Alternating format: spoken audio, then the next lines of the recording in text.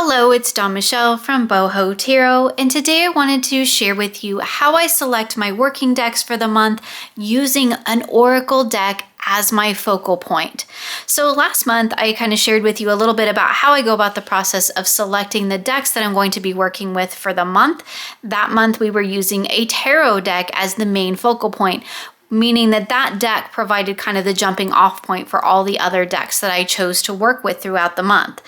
So this month, I wanted to share with you kind of how I do that process using an oracle deck as my focal point. So the process is kind of similar with the exception of this will be the only oracle deck that I will work with throughout the month. So I'll only have one oracle that I will pair with multiple tarot decks. And this is a process that I like to do when I get a new oracle deck in. It's a wonderful way for me to not only get to know the oracle deck because I'll be using it pretty much all month long, but also give me the opportunity to play with some deck combinations with it. So some tarot decks that I might like to pair with it. And it gives me the chance to really explore that throughout a whole month. So this is actually one of my favorite ways to select my working decks for the month is to pick one key oracle deck. And that will be the kind of base, the focal point for everything that I select that will expand outward from there. So for the month of April, my focus deck is the Goddess Dream Oracle. Now this was a deck that I have checked out many times. I've watched many walkthroughs on it, and I just always kept thinking, I have goddess decks. I have lots of goddess decks. Do I really need another? Here's the beautiful backs. It's a gorgeous rock pool deck. And there's just something about this artwork that just really calls to me and really feels like spring. And as you may know, if you've watched my channel before, I do definitely like to tap into seasonal energy for my decks that I'm working with. And for me, this deck just feels like it embodies spring. There is a second deck by the same creator called the Goddess Love Oracle, I do believe, and it is one that's currently sitting on my wish list because I might have to get that one as well. But I did just want to take some time to explore this one first to get to know it before I added another deck by this creator to my collection. It could just be me, but it does feel like very much a deck of spring, a deck of kind of awakening from the darkness and kind of blooming into life. I think it's beautiful. There's something just really special about this artwork too that does feel kind of different from the other goddess decks that I have. So this is my focal point. So this was the oracle deck that I wanted to work with as my focal point for the month. Now, if you've seen, some entries in my tarot journal or some of the other ways that I do my weekly readings, for the most part, my weekly readings are 3-card readings where I generally have a focus card and then I have kind of the message that evolves out of that. So it kind of varies how I do it depending on what cards I'm working with, what decks I'm working with. But in general, I have one focal point card in the center and then other cards around it that serve for other purposes. So for this particular deck, what I'm going to be doing is using it as my focal point message, my main message. So if this were my main message to come up in a reading, my key focal point for the reading and for the week ahead would be abundance. So I went through my collection and kind of looked at some of the decks that I had in my spring basket because again, I am still trying to tie in that spring energy, but also trying to find decks that I feel would pair really well, both in terms of aesthetics and in terms of messages and their themes to the Goddess Dream Oracle. So what I chose was kind of decks that had that sort of dreamscape feel, which now that I've done my deck collection, and that was one of the categories, I realized I do have quite a few of decks that fit that bill. So one of my absolute favorites, here's the backs of them, is the Dreaming Way Tarot. And I have trimmed this deck down. It does come with white borders. I feel like this deck really is like stepping into kind of this surreal dreamlike world. I feel like it has a really similar energy. And again, we're kind of tapping into that goddess dream theme here with these cards. And so I feel like this one really does match that energy quite well. It is one of my favorites. I've had it for many years. I really enjoy working with it. I love the art style. I love the artwork. It's definitely one that I tend to pull out more in the spring because it kind of just has that energy to me. But again, it does feel like we're kind of stepping into that dreamscape world, which I think will pair really beautifully with the Goddess Dream Oracle. So another deck that I felt kind of had that dreamy storybook, well, fairy tale, dreamscape kind of quality is the Fairytale Tarot. This is the one by Lisa Hunt, and it is the Spanish edition because the English edition is not currently available. Here is the beautiful backs with the key. I really, really enjoy working with this deck. I do tap into the stories. I have the app on my phone so that I can get the English version of each of these stories. The tapping into the stories, the fairy tales, along with the tarot associations is really a wonderful experience with this deck, and I really enjoy reading with it. Again, I thought maybe it was an art style that aesthetically would go along with the Goddess Dream Oracle, but really what I'm also looking at is the theme or kind of the purpose of this deck. And for me, this is very much a deck of kind of tapping into that dreamscape fairy tale kind of world, which I thought would go really nicely with the Goddess Dream Oracle. So apparently April is going to be a month of kind of tapping into that surreal dreamscape world, which will be kind of a nice change of pace after the sort of hectic March that I had. And the next deck that I chose for this particular selection of decks for April with this dreamscape kind of energy is the new Tarot of the Mystical Moments. This is still gilded, which I have to be honest is probably not going to be staying. But again, this definitely has that sort of dreamscape kind of energy to it. This is another new deck in my collection, and I've been kind of waiting for the inspiration or opportunity to use it, and pairing it, I think, with the Goddess Dream Oracle, I think is going to be really lovely. I do believe that they will pair well together really well. But again, I never really know until I get into it and actually start working with them. But I am looking forward to working with this one. I've been a little hesitant to actually pull it in, and I honestly think it's because of the gilding, so that's probably gonna have to go at some point.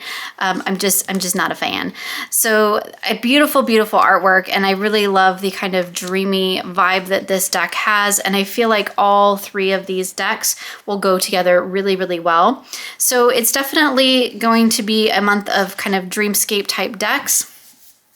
But really what we're looking at is how these decks all kind of work together.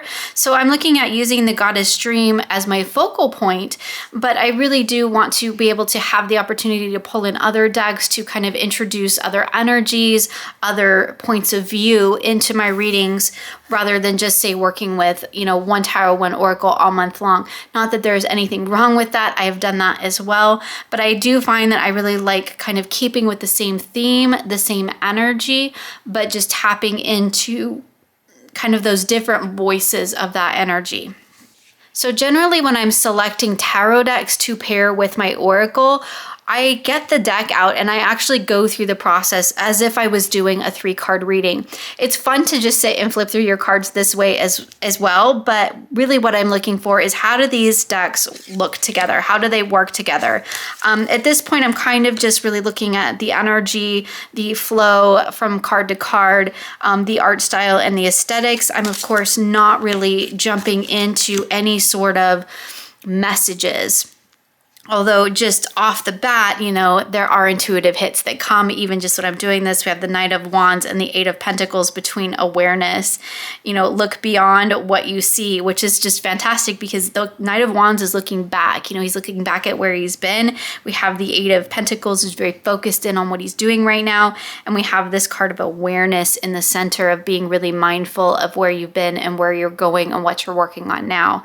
And I think that's just beautiful. And sometimes when I'm doing these little flip throughs like this, as I'm just kind of looking at my cards and deciding what I want to pair together, sometimes I get those little in the moment messages, which are just kind of fantastic.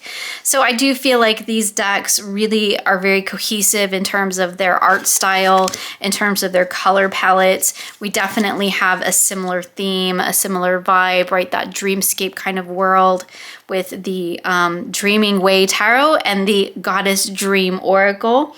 Always kind of funny when the names are similar as well.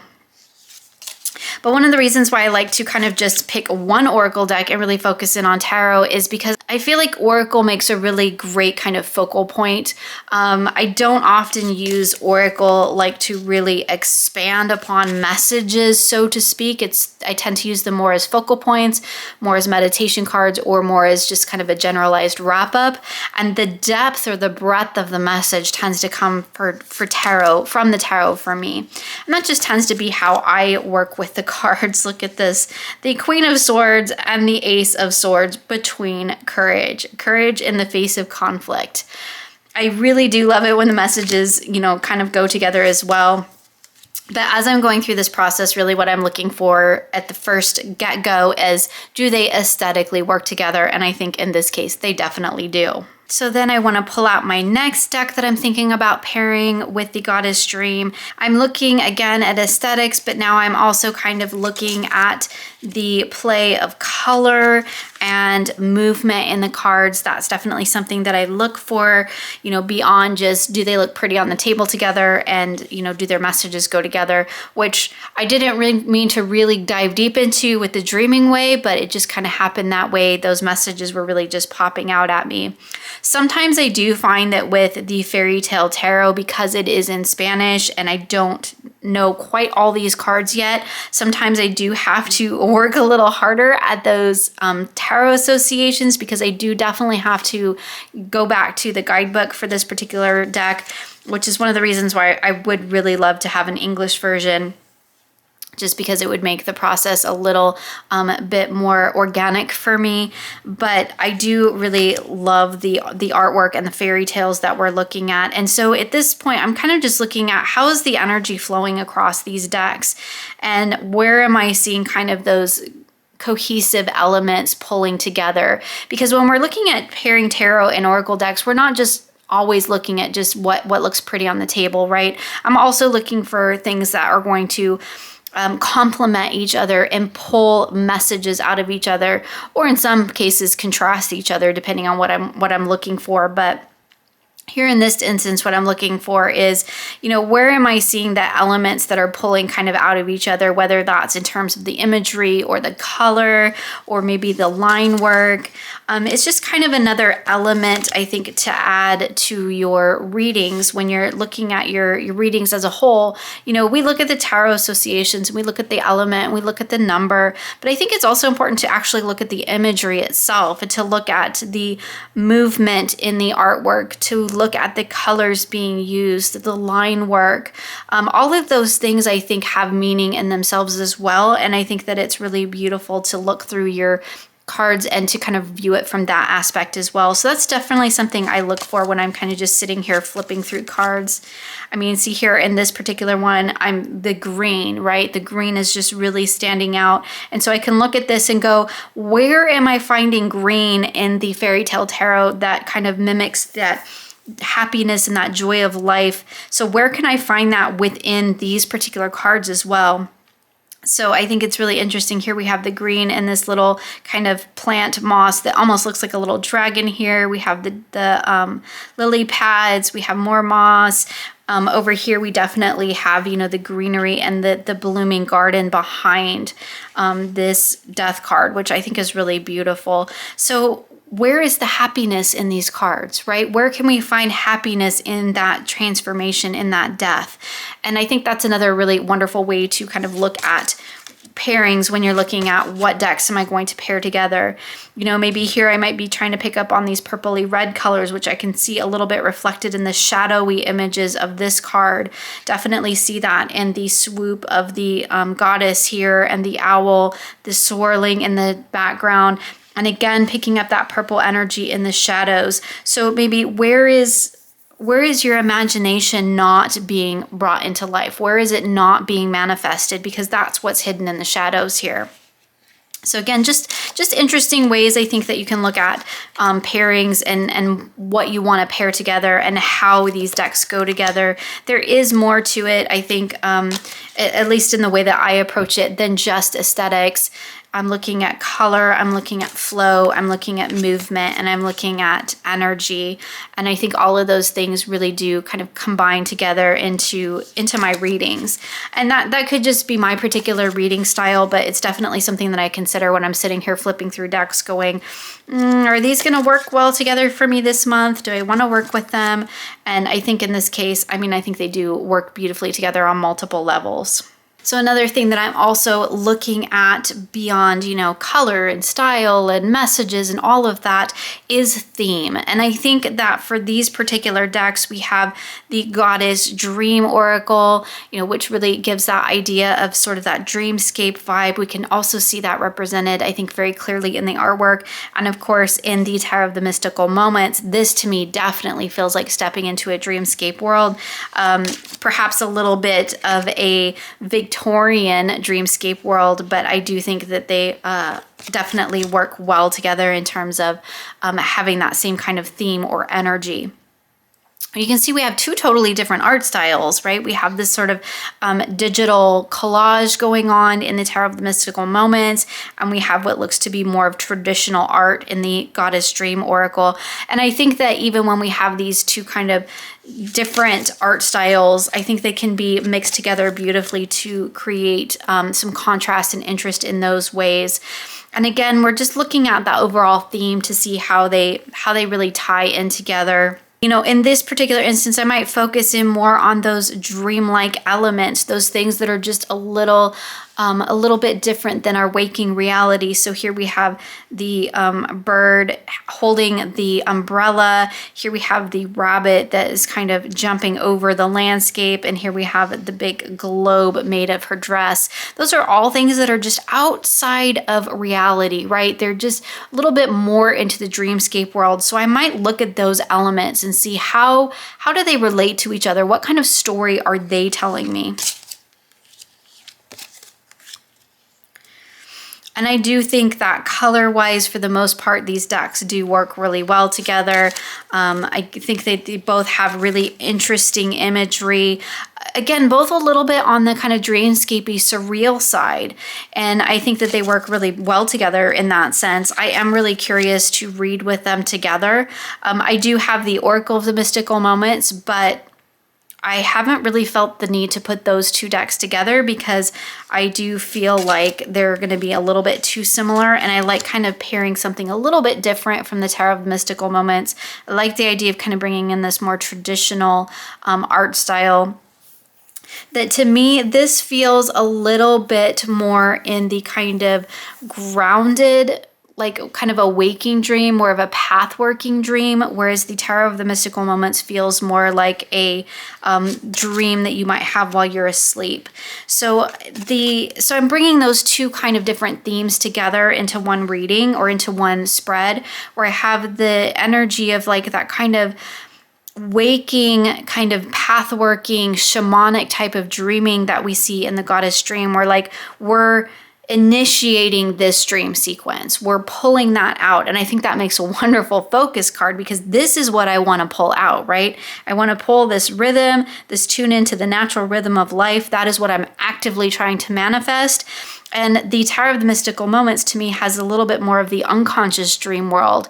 And so these are things that maybe are in the unconscious realm that can help me contribute to that. That if I pull these things into consciousness, if I pull this Eight of Cups into consciousness and I pull it and balance it in with this Five of Pentacles, I'm going to find that rhythm in the middle. And I think that that's a really, really cool way to look at these kind of dreamscapey decks, is not so much in the realm of the waking world, but in the realm of the dream world. So what do I want to actively pathwork? What do I want to actively manifest? And what in the unconscious realm is going on that I can pull that in to create that I can bring those things into awareness. And I think that that's just a lot of fun to approach it in that way. It's kind of a little bit different way to approach a reading than just maybe past, present, future, or here's what I'm going to do today. Here's what's going to happen today. It's a little bit less predictive and a little bit more of here's the type of energy that I want to cultivate and what do I need to know to make that happen. We can, look at it as what am I actively path working? What am I actively pursuing? And what do I need to know to bring that into conscious awareness? I think a deck like the Tarot of the Mystical Moments works really well for that. Although I will have to say I've not done any readings with this particular deck, but judging by how I use the Oracle, I think think that that will probably work really beautifully for tying in that sort of unconscious energy, because to me this does feel very much like something like a dream you would have, whereas the goddess dream definitely feels like more of a pathworking and intentional dream, a sort of sacred journeying to kind of manifest and pull out those elements that you're seeking to cultivate. So again, another thing that I like to keep in mind when I am working with, trying to discover decks to pair together, I am looking things like, do they aesthetically work well together? Because that is important to me. I do take that into consideration. I'm also looking at, things like, do they have the same theme? Do they have a similar energy? Is it compatible? Is it contrasting? And what elements can I kind of mix together and pull in together? And how can the tarot decks pull out those deeper messages from the oracle? Because when we're looking at an oracle, to me, oracle's a little bit more straightforward. This is the card of transformation. It's reminding me to be open to change. Yes, I could dive deeper into what is written, within the guidebook. I could dive deeper into the imagery on the card. Those are all certainly things that I'd like to do as well. But on a very base level, this to me, my focal point, my main message, the thing that I need to be, focusing on or keeping in mind or trying to manifest is the idea of transformation and being open to change. And to me, the tarot, using the tarot to expand upon the oracle, really does help me to kind of figure out how to do that, right? How to actually put that into practice, how to put it into being. And I think that pairing oracle and tarot in this way works really beautifully for that. This is kind of how I like to do my weekly readings with these 3 card setups. I do one on Mondays where I'm kind of looking at the energy for the week ahead. What do I need to know? What do I need to be focused in on? And then I do another one on Friday, kind of looking back at what kind of has happened throughout the week, what is manifested. I go back to this first reading on Monday, look at it again. And, then I also use the Friday message for kind of looking ahead at the week coming. So, what am I going to be looking towards or keeping in mind moving into the next week as we kind of go through the weekend at that point. So that's kind of a look at how I select my monthly decks when I'm working with a single oracle deck and I'm using it as my focal point all month long, and I'm using my tarot decks to expand upon that. So I will also use these tarot decks. I will probably mix and mingle them together. I will probably, judging by the theme that I'm kind of got going on for April, I will probably pull in a little bit more of a grounded, earthy deck for my seasonal readings, which is something that I sometimes do when my main theme doesn't really coincide with some of the yearly or bigger practices that I'm doing. I'll just pull in a different deck. I'm thinking maybe something like Spacious Tarot is one of my favorites to use for my seasonal Sunday readings. And so sometimes I'll pull in an additional deck for those practices that kind of expand the whole year, or maybe longer chunks, expand more than just this 1 month. The other thing that I think is kind of cool in doing this little process is that it kind of gives me a surprise theme. So this deck arrived, I bought it on kind of impulse. Really, let's be honest, it was on sale. I bought it on impulse. I know, I just culled my collection and this whole thing about lessons learned. However, this one has been on my wish list for a long time, so it really wasn't an impulse purchase. It was only an impulse purchase in that it's been in my wish list on my Amazon cart, and I saw that it was a little bit on sale, and so I thought, I think it's time to bring it in. It definitely has that spring energy feel to me, and I was really looking to do this kind of practice with focusing in on one oracle deck and just letting it be my central focus for the month. But I didn't know that this kind of dreamscapey goddess energy, kind of dreamscape, otherworldly vibe was going to be sort of my theme for April, until I got this deck and I opened it up and I decided this is the one I'm going to be working with. And then from there, it was fun to kind of go through my baskets and go, well, what decks do I feel like really fit that energy? And so in this case, this one deck that I decided I wanted to work with for the month set the theme and the tone for everything that I'll be doing in April tarot-wise. which is really fun. And it gives me a chance to really dive deep into certain themes and to really explore certain decks from a particular standpoint. So while I may use the Dreaming Way Tarot for any number of tarot readings, it's kind of a basic workhorse kind of a deck for me. I definitely can use it for any kind of reading. To really hone into that kind of dreamscape energy of it is kind of a wonderful way to get to know really in depth and in detail kind of some of the key themes in some of these decks. And it's always fun when it just kind of evolves this way naturally. I started with the Goddess Dream Oracle, was looking through it and thinking, what decks do I want to kind of pull in that kind of dreamscapey energy, and then going through my collection and finding those decks that will do that beautifully for me. So I'm kind of looking forward to this, exploring the dreamscape realm in April. I think it's going to be a lot of fun. We'll find out at the end of the month when I do my reflections how it all worked out for me. Sometimes things change, sometimes they shift, sometimes decks I think I'm going to work with don't end up working out for me, and that's okay. So I will make adjustments along the way. But this is kind of what I do at the beginning of each month. I set aside a certain number of decks that I'm going to work with. Again, that doesn't mean I don't pull other decks in. I certainly will if I have like a particular reading that I want to do and I feel that there's a certain deck in my collection that's very well attuned to that. I will definitely pull those in, but these are going to be my main working decks.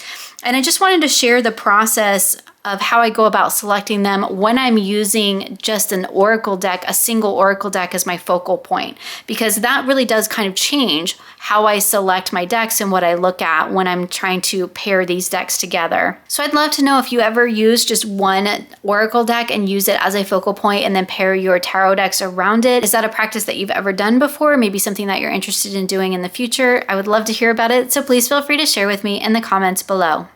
Thank you for joining me today. You'll find links for everything featured here in the description box below. I hope you enjoyed this video, and I look forward to seeing you again soon for more creative tarot for an inspired life.